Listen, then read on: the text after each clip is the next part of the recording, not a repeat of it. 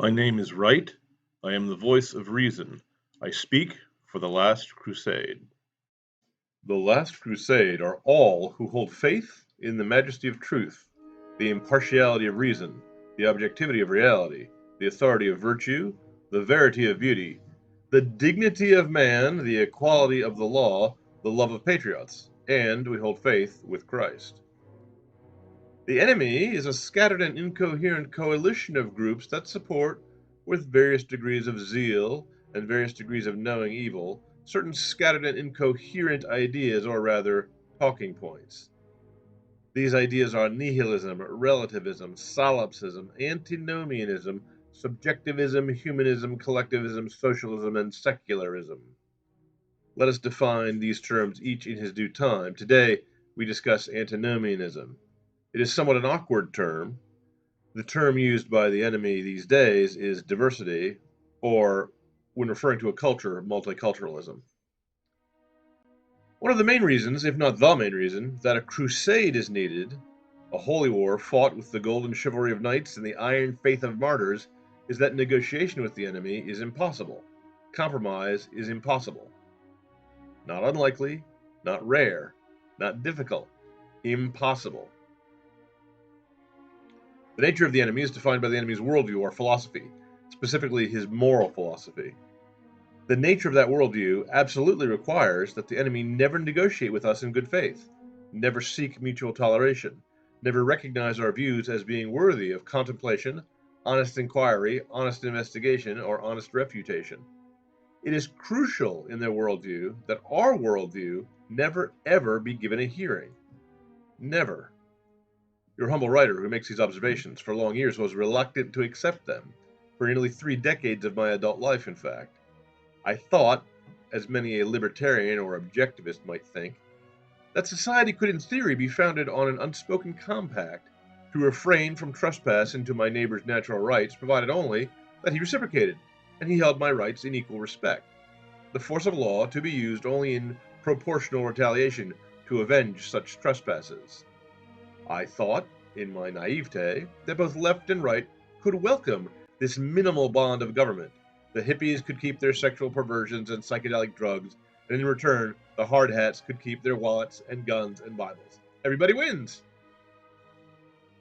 I thought this because I was deceived as to the nature of the enemy.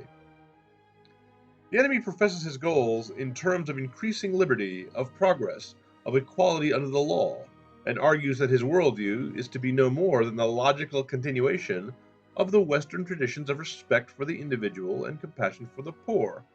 Communism, for example, is depicted as extending the benefits of equality from the political sphere to the economic sphere, giving every man an equal share in the national income, the same way every man is given an equal vote. But I was deceived, as many others were and are.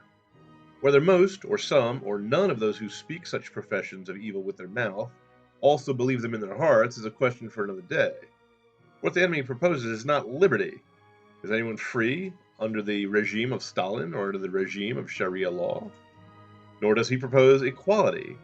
Does the law apply with equal impartiality to the commissar or to the Ayatollah as it does to his subjects, his serfs, and his slaves? Nor progress. The breakdown of common law, civility, marriage, and all other legal and civic institutions is a deliberate regression to barbarism, a return to the rule of the mob, and a return to the prehistorical savagery of tribalism. More than this, it is the corruption even of such bonds as primitive savages and troglodytes cherished. It is the abolition of the bonds of marriage and of clan loyalty. For the enemy proposes a Hobbesian state of nature, a war of all against all.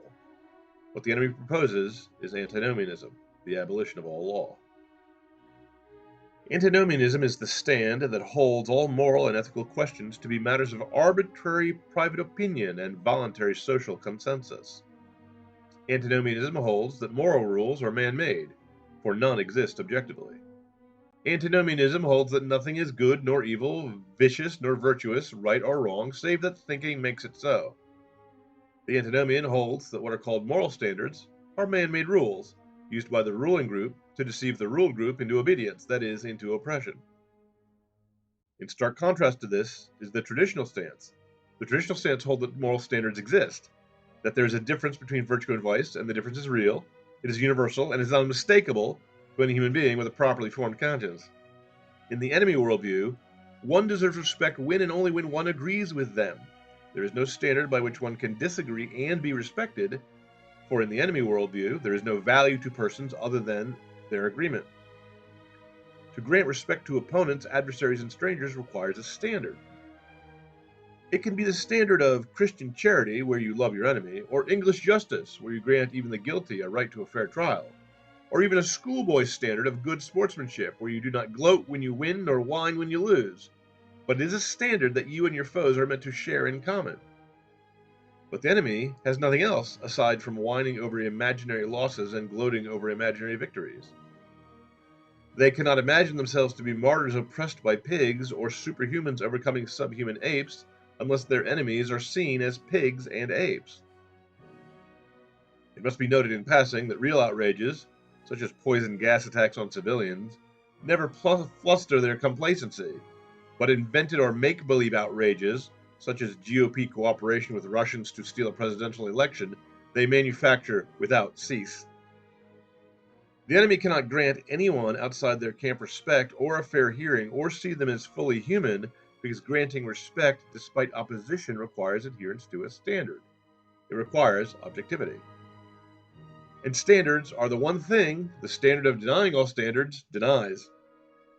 By the rule of the antinomian, all ethical questions are matters of arbitrary private opinion. Therefore, we are all morally obligated to abide by a rule of mutual toleration that overlooks any moral lapse in another man or group of men. Tolerance works this way. If a Christian holds it to be an abomination to murder one's daughter for appearing in public unveiled, or to perform genital mutilation on her when she's a baby, or to murder her in the womb for personal convenience, or to commit sodomy or perjury, and he holds it to be righteousness to eschew contraception, fornication, infanticide, and divorce, the right to enforce these principles by appropriate laws, then he is told his adherence to these moral standards is intolerant. Rigor in moral standards is bigotry, ignorance, oppression, and tyranny, on the grounds that no objective ethical rules exist. Christian moral standards are not to be tolerated. But when the followers of the religion of peace, or partisans of the sexual revolution, or feminists upholding a sexual predator in high office, happen to come to the opposite conclusions, their conclusions in the moral sphere are to be tolerated. Nay, not just tolerated, the differences between the variations in lifestyle are to be celebrated as a source of strength to society, of enlightenment to the narrow-minded, and of joy. Diversity disperses ennui. Obviously, no one can honestly believe this hogwash for a moment, since it contradicts itself. Antinomian says ethical standards do not exist. But if ethical standards do not exist, then logically it violates no ethical standard to spread the falsehood that says ethical standards do exist. We cannot be under a moral obligation to tolerate lapses of moral obligation if moral obligations do not exist. It cannot be immoral for a sour-faced Victorian moralist to tyrannize nonconformists into compliance unless tyranny is immoral. One cannot even denounce prudes as hypocrites unless we live in a universe where hypocrisy is immoral. But suppose for some other reason, aside from a moral obligation, is offered to prompt our obedience to this so-called rule of tolerance. Suppose, for example, that intolerance is found to be inefficient, antisocial, or untruthful. Such a reason, even if valid, would be a bare fact of only academic interest, unless and until some additional moral obligations are recognized, such as an obligation to be thrifty, civil, or honest. The rule of tolerance cannot be the sole rule for ethics, for tolerance cannot tolerate intolerance. And, as countless examples attest, toleration only ever goes one way. No one says homophobia should be tolerated in the name of diversity. In fact, the word homophobia was coined to make support for chaste, healthy, natural, and wholesome sexual appetites sound like a mental disorder. No doubt the word homophobe, as someone to demonize, focus tested better than the phrase normal person, or better than words like chaste, healthy, natural, and wholesome. And this same antinomian philosophy proposes not just to be the rule for sexual injustice, imprudence, and immorality, but of all injustice, imprudence, and immorality. All human action is to be excused from moral judgment. Why so? The motive is clear. It is to escape the condemnation of the conscience. But how exactly does one escape from the condemnation of the conscience? There are myriad ways. The way chosen in the modern day is to smother the sting of the conscience by reducing its authority. The word authority is frequently misunderstood by the moderns, and deeply misunderstood. The moderns use the word as a synonym for illegitimate power. Legitimate power they dismiss as a chimera. There is no such thing as legitimate power. There is only power. To them, anyone willfully obeying the civilized law that upholds marriage and protects private property is a quisling collaborator, deceived by a false consciousness into aiding and abetting the crimes of the oppressive exploiter class, the patriarchy, the white devils, the Jews, or whoever the fictional hobgoblin of the season might happen to be. But the difference between force and authority is simple. Force is the ability to punish those who defy commands.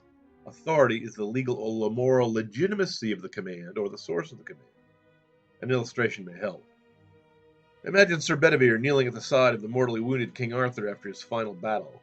Bedivere honestly swore fealty to Arthur, and all lawful forms were fulfilled, and he was rewarded by the king with lands and honor, so there is no excuse for disobedience. All Arthur's men are dead, his kingdom is broken, and without an heir.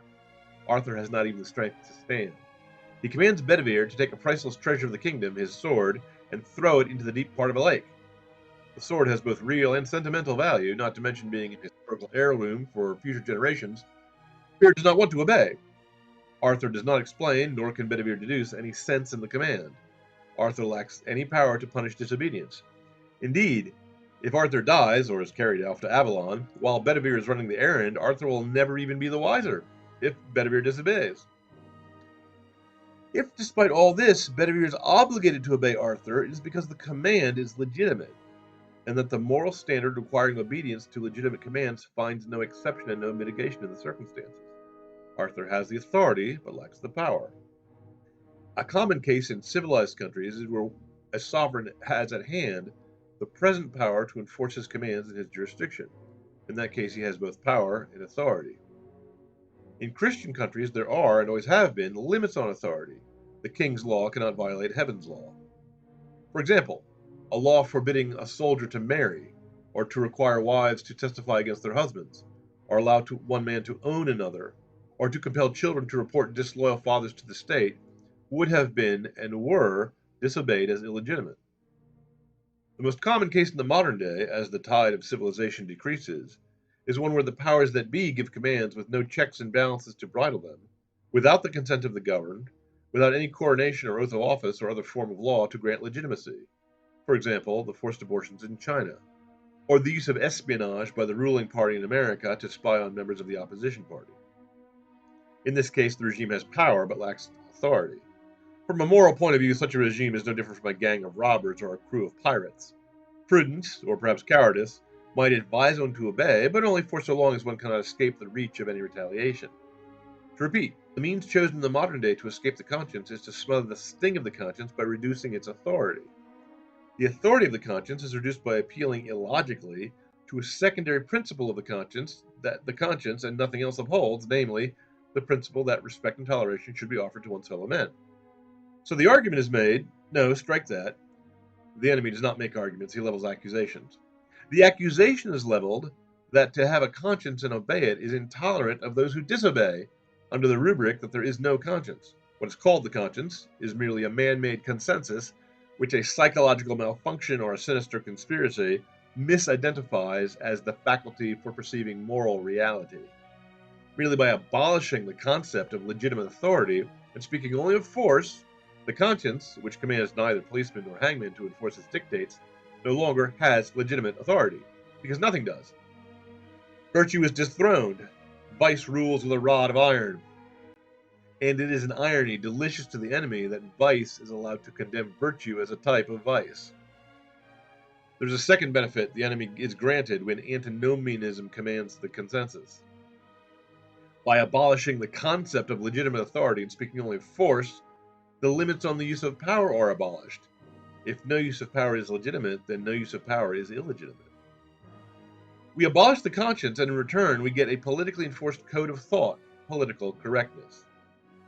In return for freedom from moral principles, we get a dictatorship in the legal sphere, and since now the legal sphere must intrude into all areas once governed by a mutual consensus of shared social opinion, nothing is denied to the law. It is totalitarian.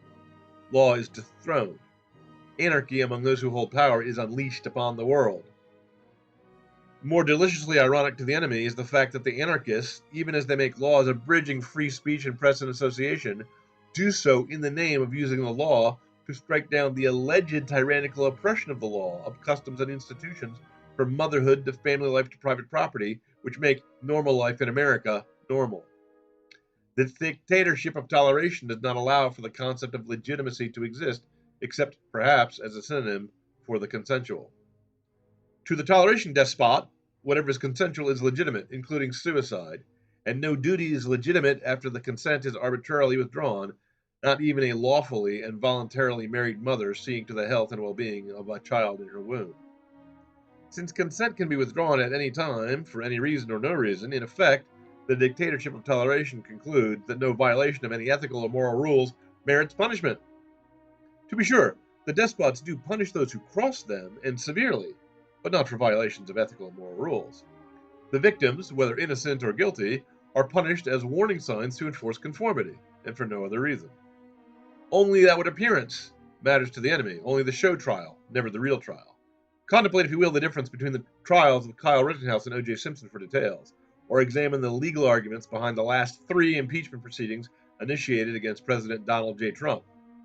The dictatorship of toleration holds that whatever is legal is allowed, and whatever is not allowed should be made illegal. You are not obligated to obey your conscience. Your conscience is now on the same footing as a gang of robbers or a crew of pirates. You are only wise not to get caught when you violate the written law, or failing that, not to get punished. The great appeal of the dictatorship of tolerance is that we are now all free from the conscience, free from condemnation, free to be enchained by our base animal desires, free to darken our intellects and dim the lamps of intelligence until the shadows hide any uncomfortable thoughts from us. We are now free to smother the music of the spheres in a din of endless diversion and distraction. With a great sigh of relief, we can all get on with our wenching, tippling, and merrymaking in the public houses and cat houses of the world. And in return, the sodomites can get on with their buggery in the bathhouses, and the organ leggers in their abortion mills, and the addicts in their opium dens, and the pederasts in their mansions and palaces and pizza parlors and private islands. The great promise of antinomianism is that you will be allowed to indulge your vices in peace, if in return you grant that same license to your neighbor. So in theory, the watchful dragon of morality rests, and the prune-faced Puritans are banished, and every day is Mardi Gras. But the experiment of recent generations shows this promise is a lie and always has been. Instead of being delighted at the de facto abolition of marriage, and of being the temporary live-in lovers of powerful men who beat her bastard children and abandon her for younger trophy wives, the modern woman is killing children in the womb in record numbers and committing suicide in record numbers, and among young women, cutting themselves with knives as a growing sport. The endless Mardi Gras is no fun. The leftists end up not as the fun-loving partygoers or quietly meditative Buddhists or love-happy flower children they promised the world would emerge from the endless Mardi Gras. Instead, they become the very same sour prudes and prigs they promised to banish. The rules and restrictions on how to court women and how to look at them without lust are as severe and strict as anything proposed by the sober Puritans of Massachusetts Bay. The difference is that the real Puritans only gave the scarlet letter to a woman who actually committed adultery.